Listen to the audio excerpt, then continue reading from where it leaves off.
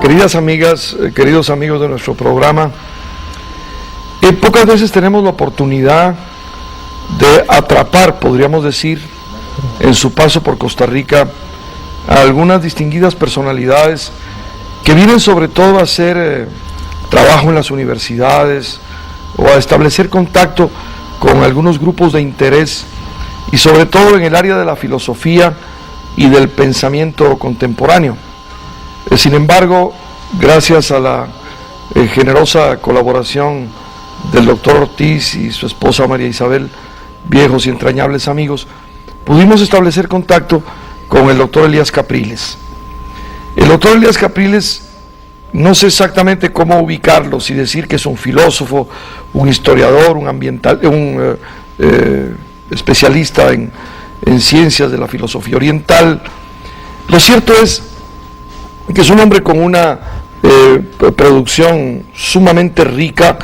Él trabaja desde hace muchos años en la Universidad de los Andes, en Venezuela. Allí comenzó trabajando con el Departamento de Filosofía, después asumió la Cátedra de Pensamiento Oriental, después está ahora más ubicado en los temas de Asia y África. Es decir, es un humanista contemporáneo que enriquece el pensamiento y el debate a propósito de las grandes corrientes de lo que podríamos denominar la modernidad, en función de el quehacer de las grandes colectividades humanas de nuestro tiempo, enfrentadas a viejos y nuevos paradigmas. De modo que es un gusto para nosotros tener aquí al doctor Elías Capriles, con quien conversaremos de estos temas que tienen que ver con la meditación, con el pensamiento oriental.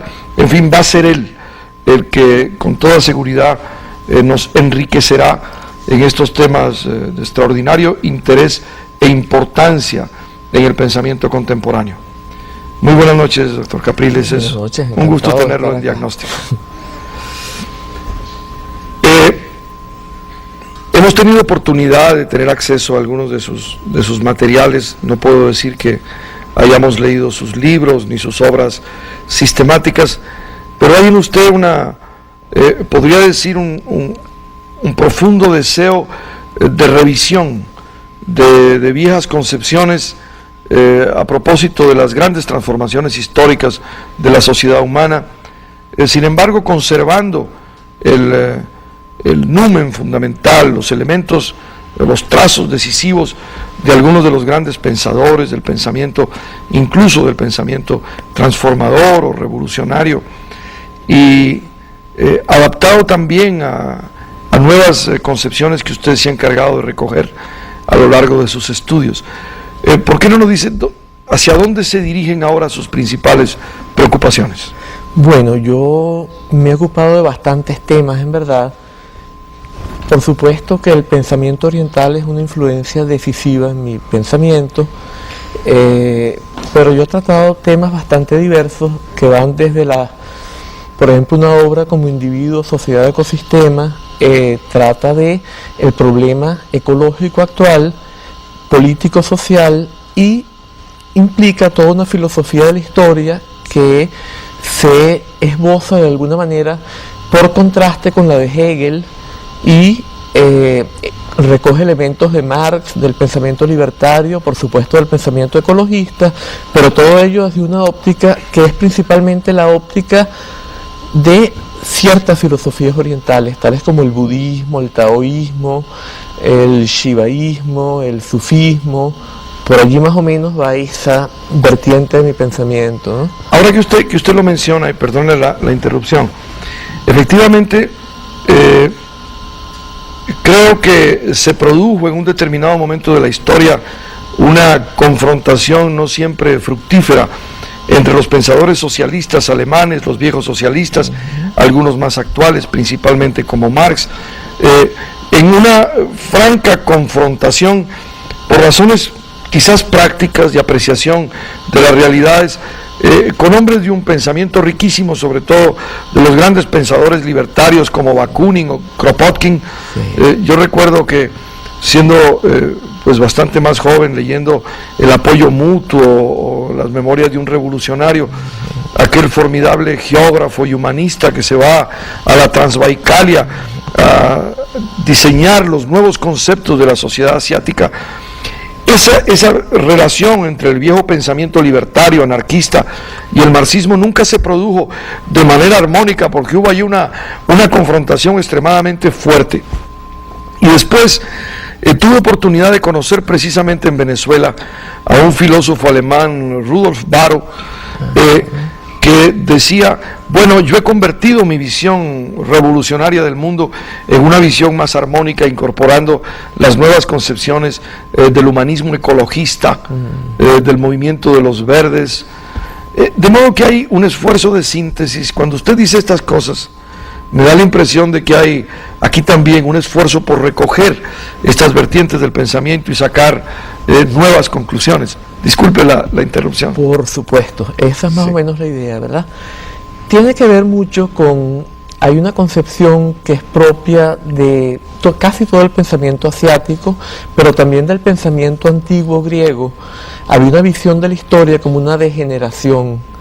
Entonces, en esta visión coincide con la de Marx en que plantea que hubo una especie de comunismo primitivo en el cual había una total armonía, la gente se encontraba en un estado de total plenitud, y luego una serie de otras etapas, y se da como una especie de círculo y se tiene que terminar retornando a una condición similar a la primaria, a la primitiva, pero ya no primitiva, sino con todos los elementos que han surgido en este proceso de desarrollo histórico, etcétera, ¿verdad?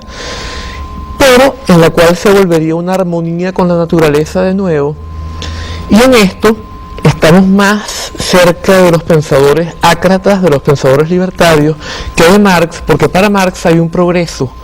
Entonces, por ejemplo, para Marx el comunismo primitivo estaba caracterizado por la escasez.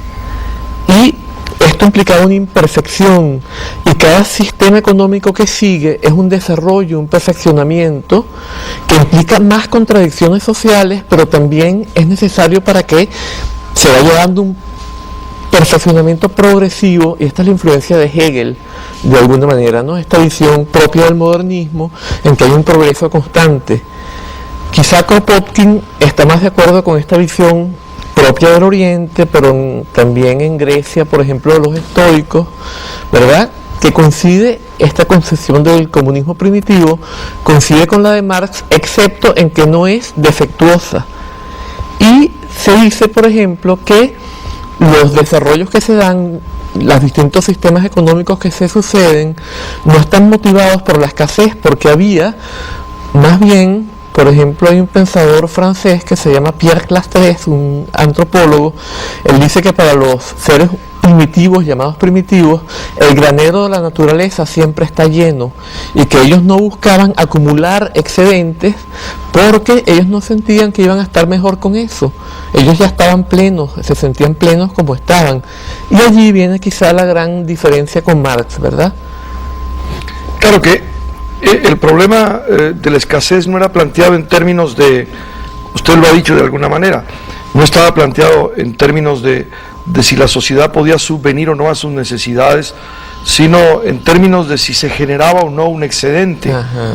Precisamente por eso, cuando la sociedad comienza a generar excedentes, surge el problema de quién se apropia de esos excedentes. Ajá. Y desde el momento en que aparecen clases sociales que son o que tienen la capacidad de apropiarse de los excedentes, aparece la tentación, por ponerlo en términos más simples, de apropiarse no solo del excedente, sino del productor de los excedentes, y surge así la esclavitud.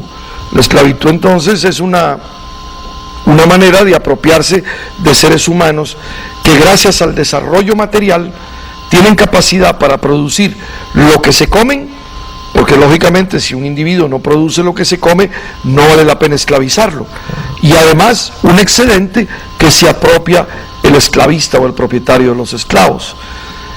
De modo que en este círculo que usted señala, bueno, hay una gran coincidencia con el pensamiento ácrata, en el sentido de que un nuevo estado de plenitud, que sería el comunismo, como Marx lo pensaba, el Estado desaparece. Sí. Porque no existe entonces una forma de violencia contra los individuos, de poder sobre la sociedad, sino que el Estado es una necesidad de determinadas clases para apropiarse del excedente. Bueno, es en este sentido en que efectivamente hay una sintonía entre el viejo pensamiento anarquista y el marxismo, me parece. Sí, sí, por supuesto. Y no solo entre ellos, sino por ejemplo, como decíamos, los estoicos plantean una cosa muy similar, hablan de una edad de oro en la cual no existían diferencias sociales, no existía la propiedad, no existía el Estado. Entonces ahí hay distintas, por ejemplo, interpretaciones. El pensamiento ácrata piensa que primero surgió el Estado y el Estado fue la causa de las divisiones sociales. El marxismo piensa que primero se dio la acumulación de un excedente que quiso ser apropiado y el Estado surgió para defender al que acumulaba el capital de alguna manera, ¿verdad? Esas son distinciones. Por ejemplo, en el Tíbet, y es raro que salga con el Tíbet. Usted ha vivido muchos años, sí, ¿verdad? Sí. En esas sociedades. Sí. Ahora vamos a hablar de eso porque creo que a todos nos intriga ese mundo que a veces es no solo lejano sino ignoto. Sí. Sí, yo de alguna manera cuando era bastante joven leí un libro, en una novela de Morris West que se llamaba El Embajador. Sí. Yo era agnóstico y no me gustaba absolutamente ninguna creencia. Ni siquiera la creencia atea, que ya es afirmar algo que no se puede saber, que no hay algo más allá. Bueno, por eso era agnóstico. Exacto, exacto.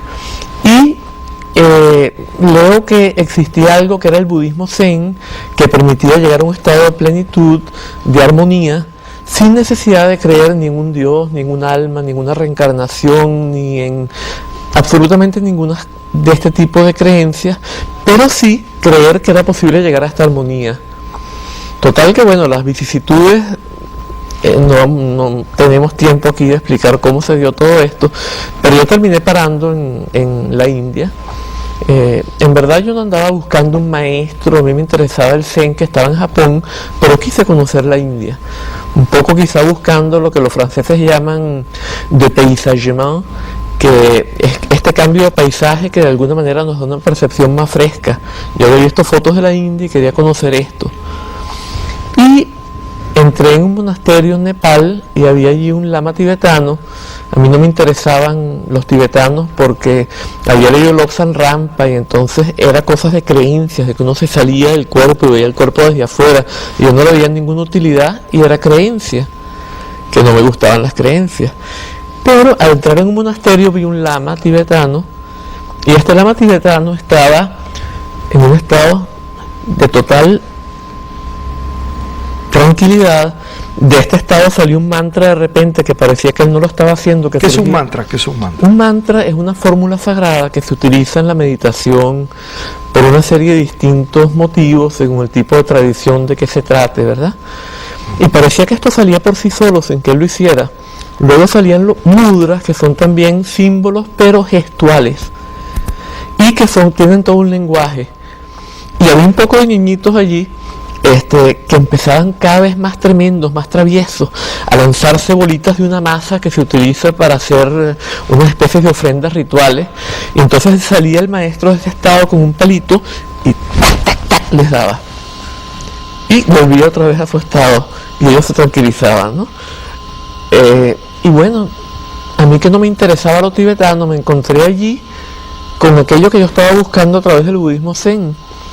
Total que yo había ido a un pequeño viaje que no pensaba quedarme mucho tiempo. Que se prolongara mucho. Exacto.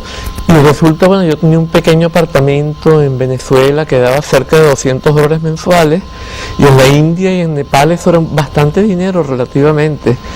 Total que me quedé 10 años. 10 años.